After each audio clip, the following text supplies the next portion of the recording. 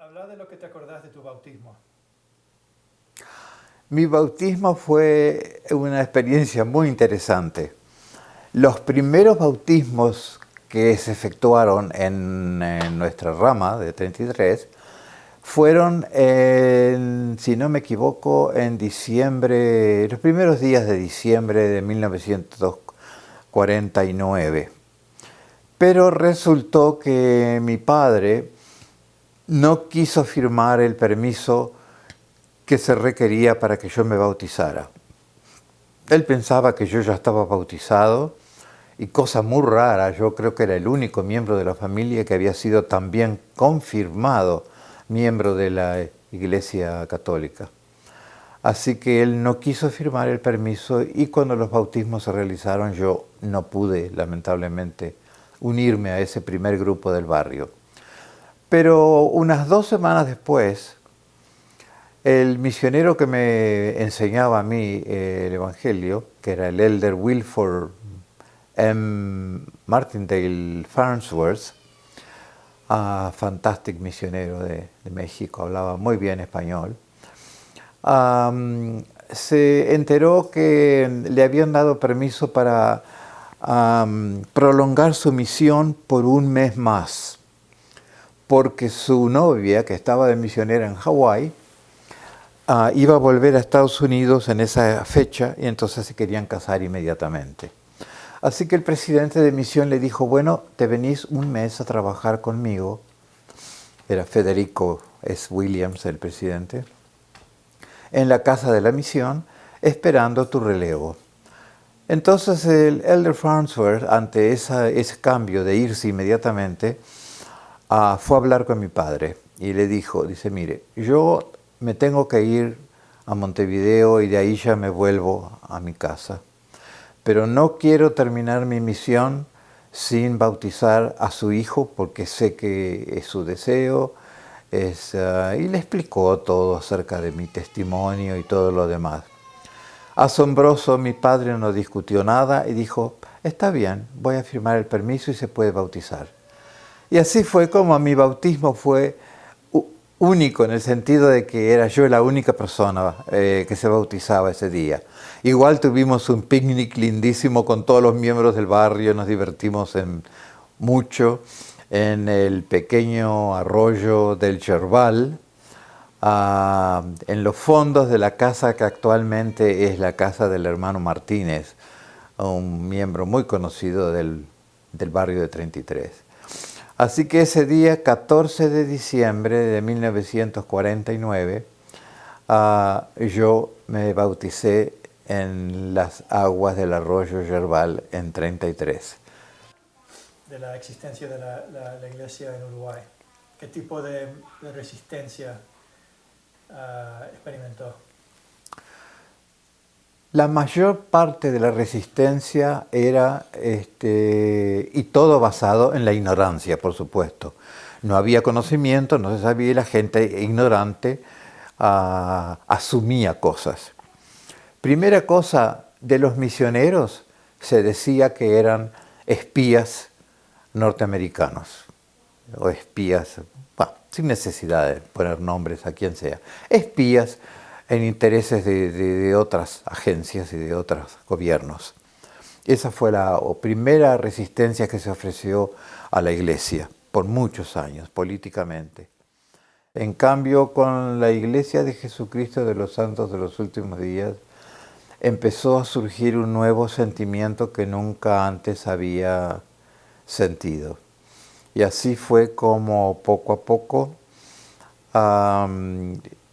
aprendí la doctrina, entendí el significado de las escrituras, especialmente la promesa hecha por Moroni en sus últimas palabras en el Libro de Mormón, aconsejándonos a orar a nuestro Padre Celestial y preguntar si el contenido del Libro de Mormón era verdadero. Y por primera vez en mi vida lo hice, seguí ese consejo. Inmediatamente tuve una respuesta de que el Libro de Mormón era verdadero, la iglesia era verdadera, José Smith era un profeta de Dios Y por supuesto los misioneros que me enseñaban eran poseedores del verdadero sacerdocio de Melquisedec restaurado ahora en la tierra. Sería el año, supongo, 52 o algo así. Nos fuimos a Montevideo para ingresar a la Universidad de la República. Y entonces ya no volví más a Montevideo, ya me quedé viviendo en Montevideo, estudiando, trabajando y todo lo demás. ¿Y qué llamamiento te dieron en la rama? ¿Era rama o barrio en Montevideo? En Montevideo estuve en la rama de la universitaria, una rama chiquita que había atrás de la universidad, por mucho tiempo. Pero ese periodo era muy interesante, porque como había poca gente, poca población en la iglesia, hicieron que las reuniones de los domingos, las de la tarde, fueran a distintas horas. Entonces, por ejemplo, en la mañana todas las escuelas dominicales eran a las 10, pero en la tarde había ramas que tenían la reunión sacramental a las 2, a las 4, a las 6, a distintas horas. Entonces, ¿qué hacíamos? Íbamos a un barrio, a una rama, a una hora, y de allí, en grupo, todos nos íbamos a otra reunión. A veces asistíamos hasta 3 reuniones sacramentales en el mismo día. Era muy divertido y además conocíamos gente de otros barrios y progresábamos en ese sentido. El primer cargo interesante, de importancia, digamos, que yo tuve, fue siempre maestro. Siempre me asignaban a maestro de distintas clases, primaria, sacerdocio, escuela dominical, muchas veces, y por supuesto organista. Desde que empecé a tocar el órgano en 33, no paré más, seguí tocando el piano. Bueno, ahí en la rama de Rodó, en Acevedo Díaz, ocurrieron, como les dije, cosas importantes en mi vida, mi casamiento, la bendición de mis hijos, y el coro con el que disfruté tantos años se reunía ahí en la capilla de Rodó, porque era bastante céntrica la posición. Y ahí en Rodó también me tocó la oportunidad de ser llamado presidente de rama. Y estuve mucho tiempo como presidente de rama. Me llamó mucho la atención de que Mario Leites, siendo que él conocía que teníamos distintas maneras de pensar, me eligiera como primer consejero. Y hablamos mucho acerca de eso, hasta que, por supuesto, me convenció y dijo a Caracé, dice, yo no soy el que te llamo como mi primer consejero, es el Padre Celestial que quiere que tú seas mi primer consejero. Dice, yo soy ciego, yo no veo. Necesito una muy buena persona en quien yo puedo confiar, que ve por mí y me ayuda. Fue muy emocionante ese llamamiento con Mario y por mucho tiempo funcionamos como obispado con él, con el hermano, ¿cómo se llamaba? Bevans, el hermano Bevans, del cual no sabemos nada desde hace muchísimos años, ha desaparecido. Y el hermano La Roca como secretario del obispado.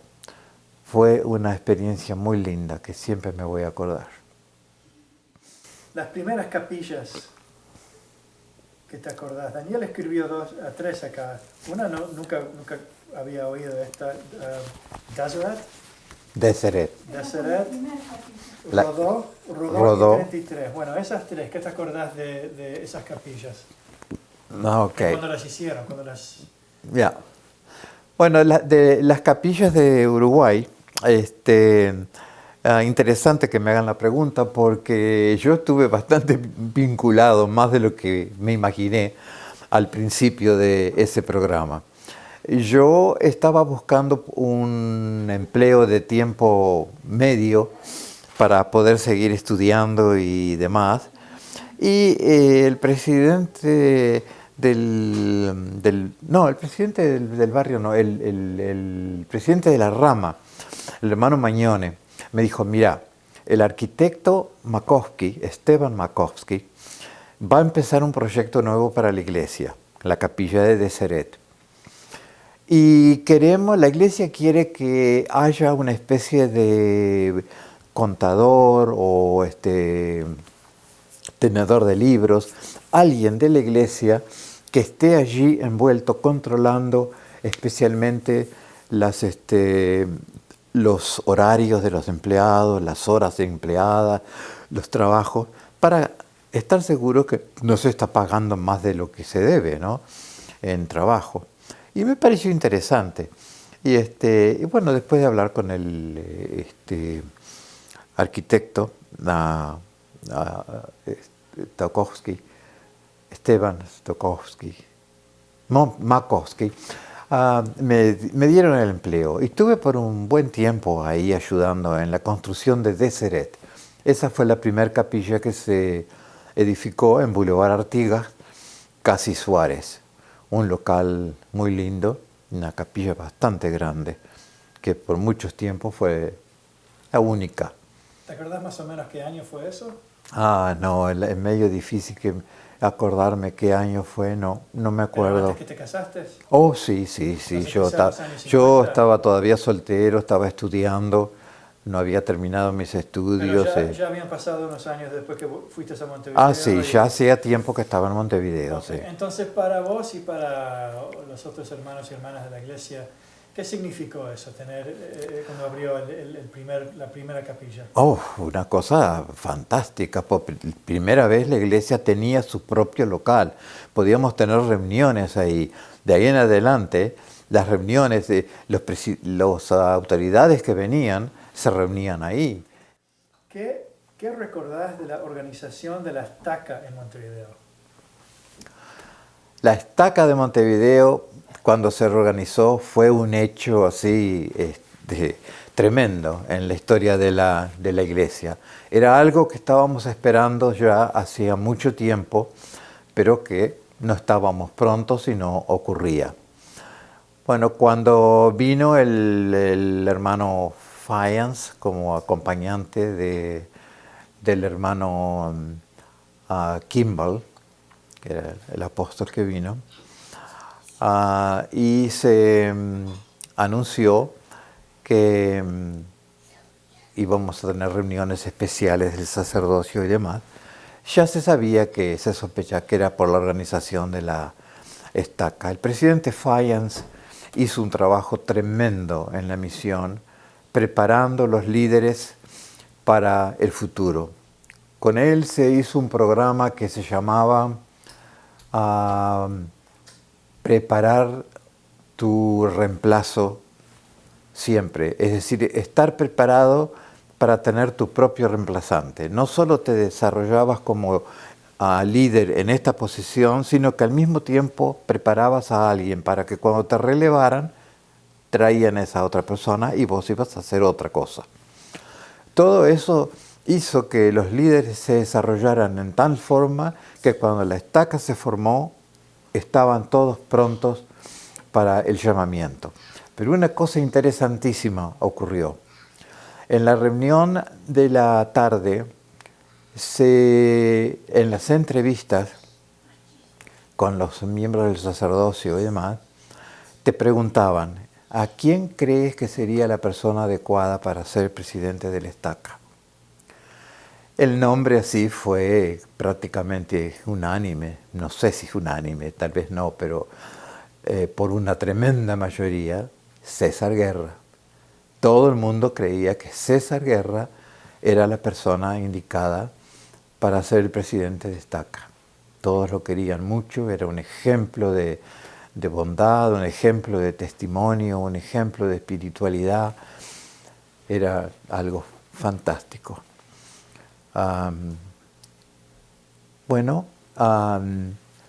Llegó el momento de anunciar la elección después de haberse reunido en oración y consulta a los líderes con el apóstol. Y entonces vino la sorpresa total.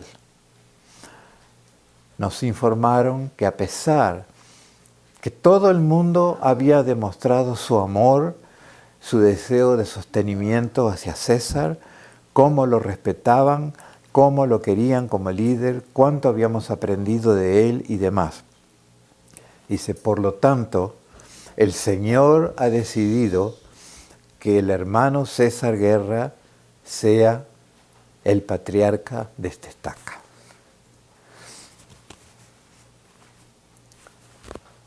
Qué fantástico patriarca que fue por muchos años. Falleció hace poco, en agosto de este año, 2018, falleció. Tuve el privilegio de hablar con él hasta último momento, el día antes de morirse, estuve hablando con él. Y en su servicio fúnebre le canté una canción desde acá. César fue como un hermano para mí siempre. Bueno, el presidente de la estaca, volviendo a la historia de la primera estaca en Montevideo, fue el hermano Tito Rubio, Vicente Rubio. Fantástico presidente de estaca por muchos años, uno de los miembros pioneros de la iglesia también, convertido en el barrio de Reducto, junto con su esposa y la familia de su esposa. Muy buena gente.